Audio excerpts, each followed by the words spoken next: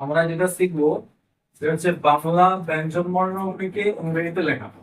এটা যদি আমরা করতে পারি তাহলে ইংরেজিতে যে আমাদের পড়াটা এটাকে আমাদেরকে অভ্যাসে আনতে হবে। তাহলে এগুলো অভ্যাস আনতে গেলে আমাদেরকে এই বর্ণমালাগুলোকে প্রথমে ইংরেজিতে চিনতে হবে। তো এখানে হচ্ছে ক। ক মানে ইংরেজিতে কি হয়? ইংরেজিতে হয় কে। কে মানে কি? ক। তাহলে খ কি হবে?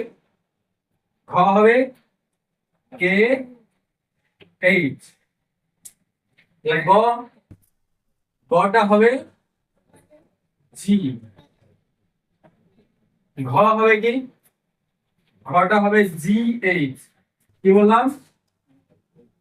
G H. তাহলে ঘটা কি হলো? জি। আর এই মটা হবে কি? ম এন হবে।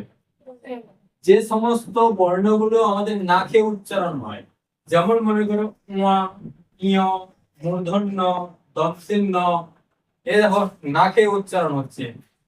হ্যাঁ, উয়া নাকে উচ্চারণ হচ্ছে না। ইয় মূর্ধন্য, দন্তের ন, দেখো নাকে নাকে উচ্চারণ হচ্ছে। তাহলে এগুলোর ক্ষেত্রে সবগুলোই এন হবে। কি হবে? এন হবে। এগুলো লিখে দিলাম। চ হবে সি এইচ। ছ হবে সি ডাবল এইচ। বর্গীয় জ হবে জে। ঝ হবে জে এইচ। আর ইনোটা এন। তারপরে ট হবে টি। ঠ হবে টি এইচ। ড হবে ডি। ঢ হবে ডি এইচ। আর মূর্ধন্যটা কি আছে? এন। এন। ত হবে টি। ঠ হবে টি এইচ। ড হবে ডি। ধ হবে ডি এইচ। তো দন্তের কি আছে? এন। এন। প হবে পি। প হবে পি এইচ। পি এইচ প। ব হবে বি। ভ হবে বি এইচ। ম হবে এম।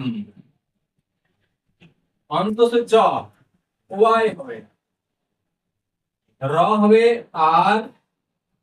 ল হবে এল। ব হবে, এটা কিন্তু দেখো এখানে বি ব করেছি, এটা হবে কিন্তু ডাব্লিউ। কেন হবে পরে বলছি, দেখো ডাব্লিউ।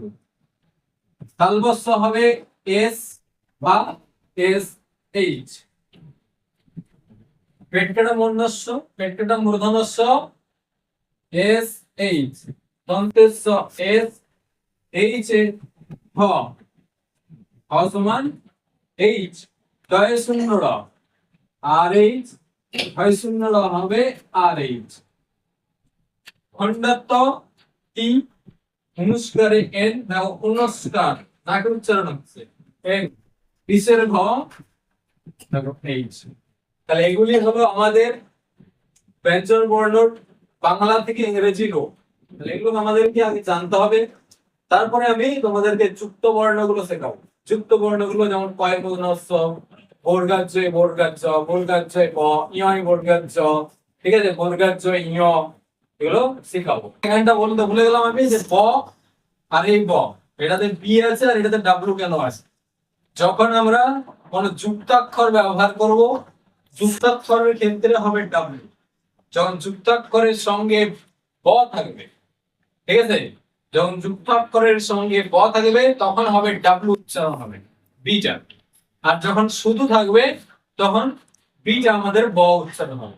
কিন্তু কিছু কিছু বর্ণ আছে যেগুলো আমাদের বি এর পরিবর্তে ভি এ ব হয়, সেগুলো তোমাদের পরের ক্লাসে আমি জানাবো।